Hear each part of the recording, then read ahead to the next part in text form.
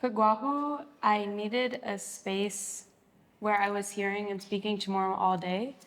I think for me, as someone that's coming from Chicago, it's kind of like rare when I get to hear Chamorro. Both my grandparents have passed, and I only have one uncle that lives in the States that can speak Chamorro.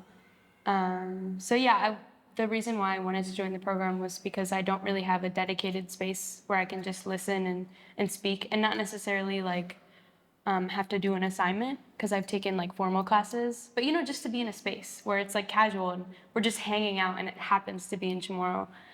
I'm really grateful that I got to do this program. And I think also like just being in this space again, hearing Chamorro more, like now when I go back to like my aunties and my uncles' houses and they tell me a story, I can understand a lot more. I really appreciate like having a place where it's people of all ages, and we're kind of just coming together and speaking.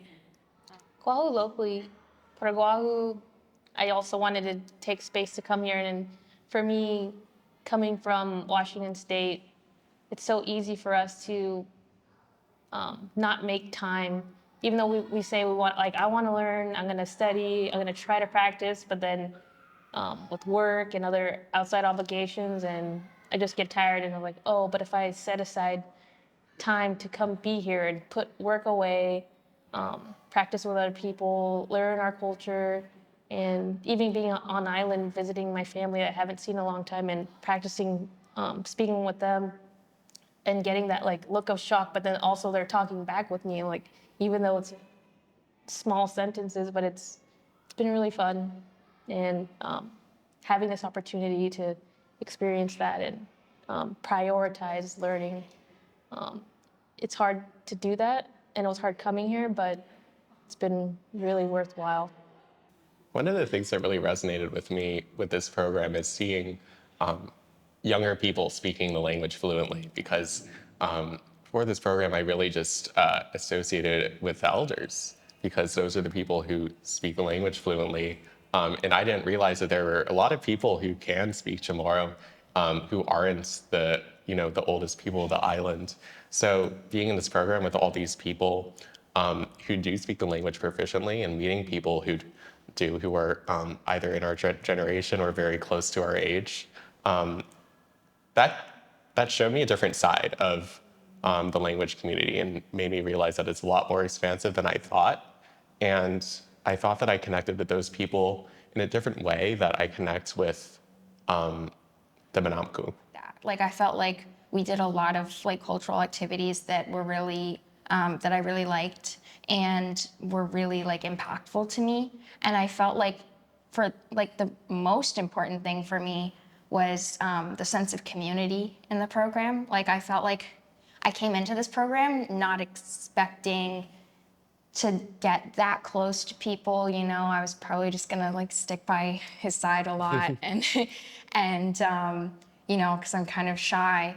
But so that exceeded my expectations, was the sense of community and the sense of like found family. I found that I grew close to a lot of the people in the program, and I felt like people, cared about me and wanted me to grow and learn with them, There were times when I did feel challenged, of course, especially when I'm speaking to the elders, and they even have a different kind of pronunciation, the way they speak a lot of words, and maybe don't have a lot of experience speaking with second language learners, and maybe never really want to have those experiences because it's more efficient in those cases to speak English. So those times there's a lot more pressure, but I appreciated those moments of discomfort, and I knew that those experiences were the things that would make me learn the language most efficiently.